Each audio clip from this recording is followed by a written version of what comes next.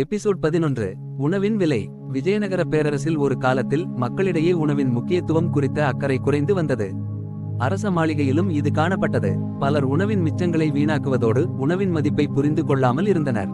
இதை கவனித்த தெனாலிராமன் உணவின் உண்மை மதிப்பை அனைவருக்கும் உணர்த்த திட்டமிட்டார். ஒரு நாள் அரசரின் அரண்மனையில் மாலையில் விருந்து ஒன்றுக்கு ஏற்பாடு செய்யப்பட்டது. பல்வேறு பானங்கள், இனிப்புகள், சுவையான உணவுகள் இங்கு பரிமாறப்பட்டன. அனைவரும் ரசித்தபடி உணவை சாப்பிட்டனர். விருந்து முடிந்ததும் பலர் தங்களது தட்டுகளில் உணவின் மீதங்களை விட்டுவிட்டு சென்றனர். இதை பார்த்த தெனாலி சற்றே சிந்தித்தார். அடுத்த நாள் தெனாலிராமன் அரசரை சந்தித்து, அரசே, உணவின் உண்மையான மதிப்பை தெரிந்து கொள்ள வேண்டுமா என்று கேட்க அரசர் ஆச்சரியப்பட்டு, எப்படி என கேட்டார். தெனாலி சிரித்து, இன்று நீங்கள் என் வீட்டுக்கு விருந்துக்கு வாருங்கள், அங்கு உணவின் மதிப்பை விளக்குவேன் என்றார். அரசர் உடனே ஒப்புக்கொண்டார். உணவின் மதிப்பு உணர்த்தும் திட்டம். அந்த மாலை அரசர் தெனாலியின் வீட்டுக்கு வந்தார். விருந்துக்கான ஏற்பாடுகள் எதுவும் கண்காட்சி போல இல்லை. ஒரே ஒரு சாமானிய உணவு தயாரிக்கப்பட்டிருந்தது: சாதம், பருப்பு, குழம்பு.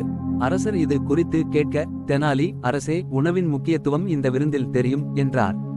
அரசர் மற்றும் பிற விருந்தினர்கள் உணவை தொடங்கியதும் ஏற்கனவே தெரிந்தது போல தான் உணவு சுவையாக இருந்தது. ஆனால் உணவின் அளவு குறைவாக இருந்தது. தட்டில் எதையும் வீணாக்க முடியாத சூழல் ஏற்படுத்தியிருந்தார் தெனாலி.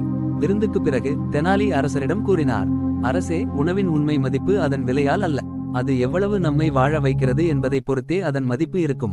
நம் நாட்டின் ஏழை மக்கள் தினமும் ஒரு வேளை உணவுக்காக போராடுகிறார்கள். ஆனால் மாளிகையில் நாம் அந்த உணவை வீணாக்குகிறோம்.